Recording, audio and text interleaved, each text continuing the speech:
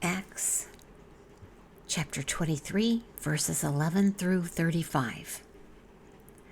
But the following night the Lord stood by him and said, "Be of good cheer, Paul, for as you have testified for me in Jerusalem, so you must also bear witness at Rome."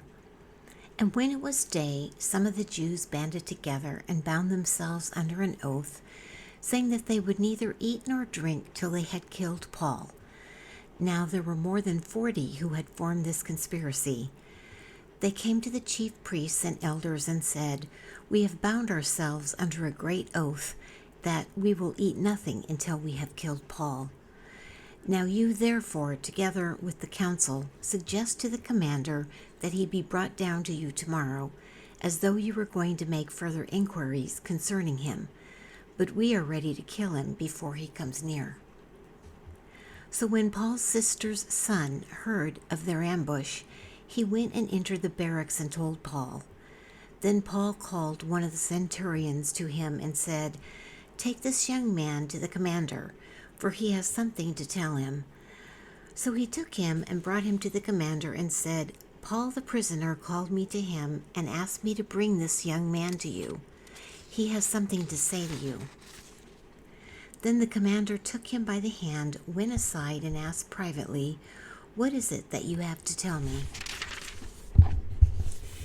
And he said, "The Jews have agreed to ask that you bring Paul down to the council tomorrow, as though they were going to inquire more fully about him. But do not yield to them, for more than 40 of them lie in wait for him, men who have bound themselves by an oath that they will neither eat nor drink till they have killed him, and now they are ready, waiting for the promise from you."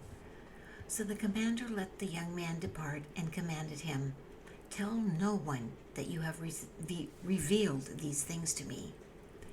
And he called for 2 centurions, saying, "Prepare 200 soldiers, 70 horsemen, and 200 spearmen to go to Caesarea at the 3rd hour of the night, and provide mounts to set Paul on and bring him safely to Felix the governor." He wrote a letter in the following manner: "Claudius Lysias, to the most excellent governor Felix, greetings. This man was seized by the Jews and was about to be killed by them. Coming with the troops, I rescued him, having learned that he was a Roman. And when I wanted to know the reason they accused him, I brought him before their council. I found out that he was accused concerning questions of their law, but had nothing charged against him deserving of death or chains. And when it was told me that the Jews lay in wait for the man, I sent him immediately to you, and also commanded his accusers to state before you the charges against him. Farewell."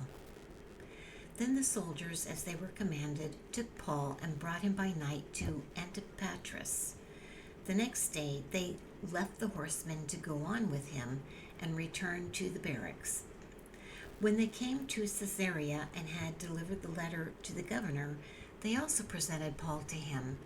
And when the governor had read it, he asked what province he was from. And when he understood that he was from Cilicia, he said, "I will hear you when your accusers also have come." And he commanded him to be kept in Herod's praetorium.